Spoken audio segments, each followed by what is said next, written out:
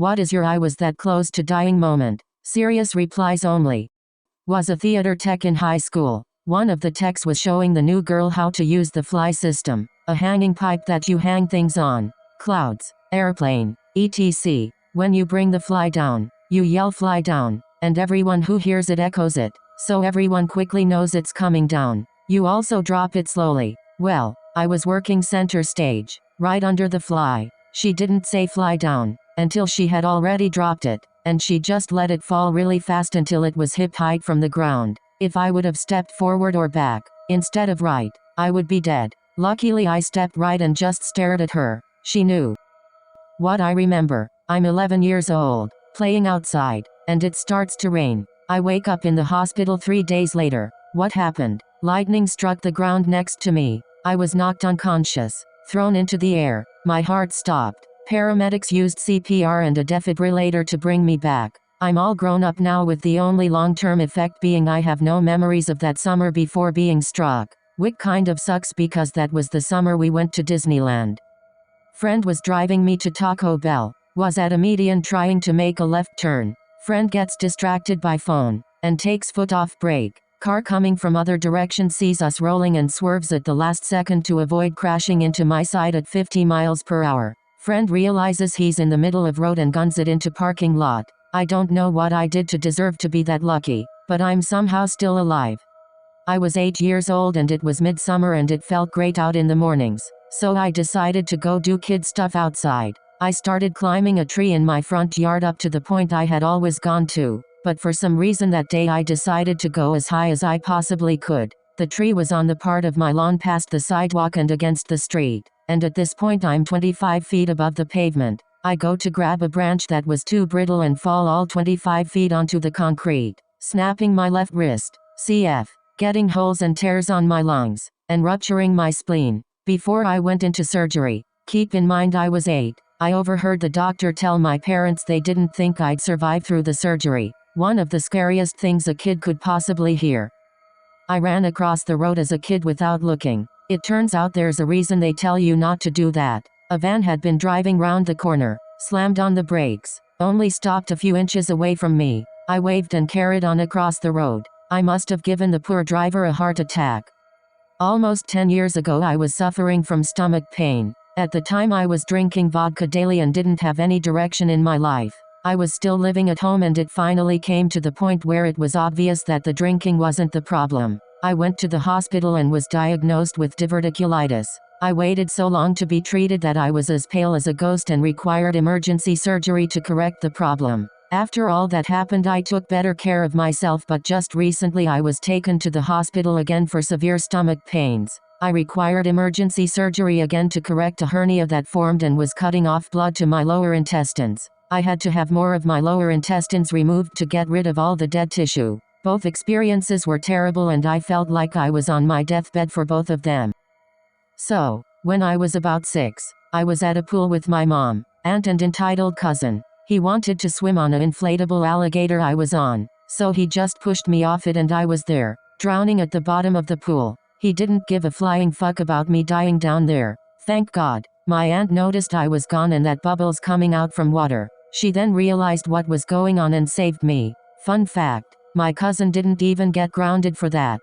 Doing some electrical work with my dad, who is a licensed electrician, reached into an open box that had some tools I set in the bottom without looking and nearly grounded myself on a leg of 3-phase 480 volt. I had just moved my left hand from conduit to masonry as I was leaning over. If I hadn't done that I would probably not be here today.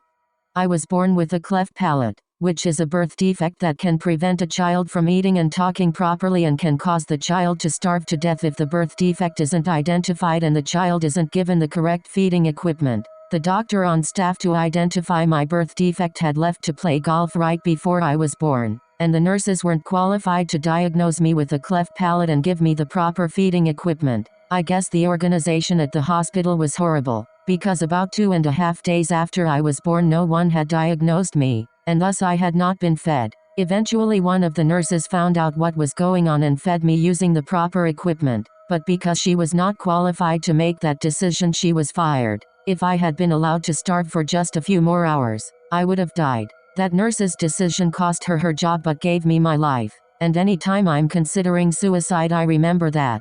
Thank you, whoever you are, for the gift of life. It just shows you how important doing the right thing is, no matter what the repercussions are. A few years ago, I thought I got a bad case of strep throat. The usual. Felt like swallowing razor blades. Figured I could just muscle my way through it. So I waited it out for a few weeks until it became so severe it was impacting my ability to make it to my college courses. So I finally swallowed my pride, put my wallet on the line, and went to the doctor. Turned out it wasn't strep. I had a peritonsillar abscess at the back of my throat. The doctor said it was the clearest she'd ever seen one. Even asked me to let her nurses take a look at it so they could identify it later. Then I got sent off to a doctor in the ER. 2 of his nurses diagnosed it as an abscess. He said it wasn't an abscess, gave me a shot in the butt and sent me on my way. 2 days later, I had to go see an ent specialist who, again, reiterated that it was one of the largest, ugliest abscesses he'd ever seen and that I was lucky to have made it in time. Another day or 2 and he told me the abscess would have swollen enough to clog my throat and I would have suffocated. Got it drained, but the abscess became recurrent and I had to get it drained multiple times, more difficult each time. At last, the doctors decide to just cut out my tonsils, and recovery from that was brutal. A few times, I start to cough and bleed out of my throat. Try to muscle through it. Each time I call the doctor to make sure I'm alright. Finally, they tell me if it happens again, I need to make sure I come in to see the doctor, as it'll be dangerous. Well, less than 12 hours later, my tonsils start bleeding again. I don't have many of the pictures anymore, but my bathroom looked like a murder scene. I was coughing up huge amounts of blood. It got all over the walls, all over the sink, all over the counter and the floor. The ambulance showed up and brought me to the hospital and they had to give me bags to spit the blood up into, and I filled up like 5-6. They had to put me on fluids because it was so bad. Every time it started to coagulate, I'd cough, and the blood would start flowing again. And let me tell you, it's awful. You can feel, and taste, the blood coming up your throat, and the little coagulated chunks only make it worse. They ended up having to put me under and cauterize the wound, and it was a brutal experience all around. During college at a house party, some random guy bumped into me and told me to fuck off. I called him an asshole and next thing I know he pulled out a knife and pointed it at me. I was freaking out internally but was able to maintain a face of calmness. I just shook my head at him and he walked away. I then sat down on the couch and started hyperventilating because holy shit, he could have killed me. Dove in a lake off a boat chasing a crappy fishing float. I was around 6. No life vest. I was 50 feet from the boat in like 10 seconds. There was some sort of weird current that was fighting me from getting back to the boat. I remember completely giving up. I stopped swimming and started to sink. I was totally cool with it too. That was about the time my mom grabbed me and swam me back to the boat. I have 2. I worked overnights at a department store unloading trucks. We had an indoor bay where the truck pulls right up at floor level. Well, there was something leaning against the door when we opened it and it fell in between the truck and the wall. We told the truck driver to pull forward a few feet so we could get it. I jumped down and heard the brake release. He claimed his foot slipped. Anyway, I heard that and hit the deck. A second later the truck slammed into the wall right where my neck was. A few years ago, working on a construction site, I was working on a chimney. We had to build our own scaffolding for the roof peak because it had a very steep angle. Well, the guy who helped us build it didn't screw down the plank. So when I was on the left side and my coworker was on the right, who's much bigger and heavier than me, it turned into a seesaw. He slipped and I fell over behind him. I was able to get a grab on the chimney, but when I grabbed him, he was too heavy and moving too fast for me to hang on. We both slid down the roof. Luckily, 2 X3s were screwed down to the edge of the roof so if anyone dropped a tool, it wouldn't slide off the roof and crush someone's cranium. We were able to stop on it and climb up. Here's the kicker. They were setting the footing for the pool right below. A few hundred pieces of rubber sticking out of the ground. We came pretty close to being human sh-ish kebabs. When I was born, the placenta detached. My parents weren't worrying too much when they saw a little blood, but my grandma freaked out and made them go to the hospital. They were told by the hospital that if they had gone to the hospital in the cities rather than the local one, I would have been stillborn and my mom may have died too from blood loss. So I was about an hour from never being alive to begin with. Edit. A sentence went haywire on me. I lacerated my spleen when I was 11. I hit a pothole on my bike and flew forward into the handlebars, which pushed up under my ribcage. I lost about 40% of my blood, internally, and went into shock just before being wheeled up to the ER. I was told that if I went another hour or two without surgery transfusion I'd probably have bled out. I hadn't been feeling good for a few weeks, but one day after going to the gym, I stopped and got some bibimbap and went home. I woke up in the middle of the night with stomach pain worse than labor. It felt like my guts were being twisted and torn, and it came in waves. I went to the hospital and was told my white blood cell count was high, but go home and come back if it gets worse. I have almost no memory of the next 6 days.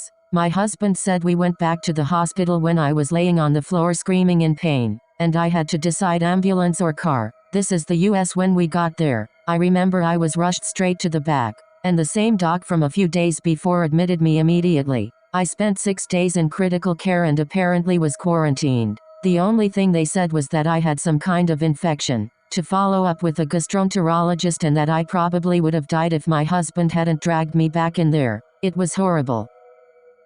Long story, but caught in a riptide in the ocean in Mexico. Waves were slamming me to the bottom, where I'd scratch and claw to keep from being pulled further out. After a couple of cycles where I didn't get a breath before getting slammed again, I started to take water in. Exhausted. No breath.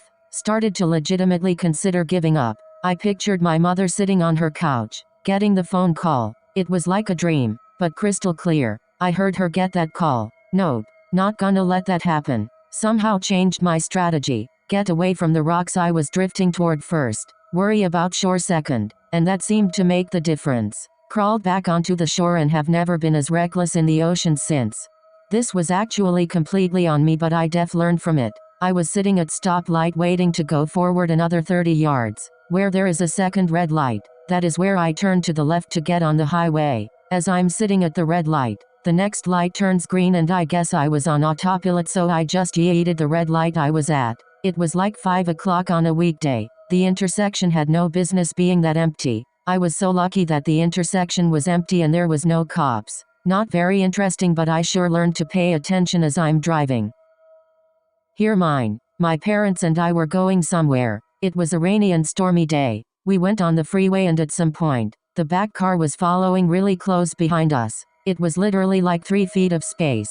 Suddenly, a giant tree branch fell from the trees above us. It was probably one of the main branches and was around the size of our car. We couldn't dodge it because we were surrounded by cars and also the back car. The branch fell very quickly, so we couldn't speed up to avoid it. It probably could have smashed the windows and something bad would probably happen. Luckily, it fell right in front of the car. It actually broke the engine too. The car started leaking gasoline. We had to pay like $10,000 to fix the car.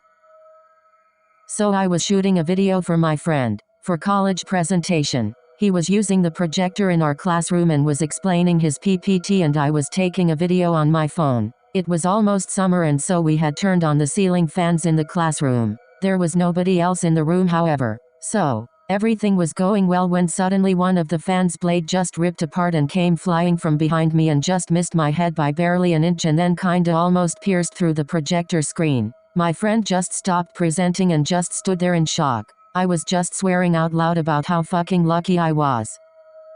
Bombing a hill in my longboard at college campus. Safety is closing the gate at the bottom. I yell and they stop so I can go through the open half just as a car is trying to sneak through going 40 or 50 miles per hour. I miss it by inches, hear lots of swear words, and thank God I didn't get killed.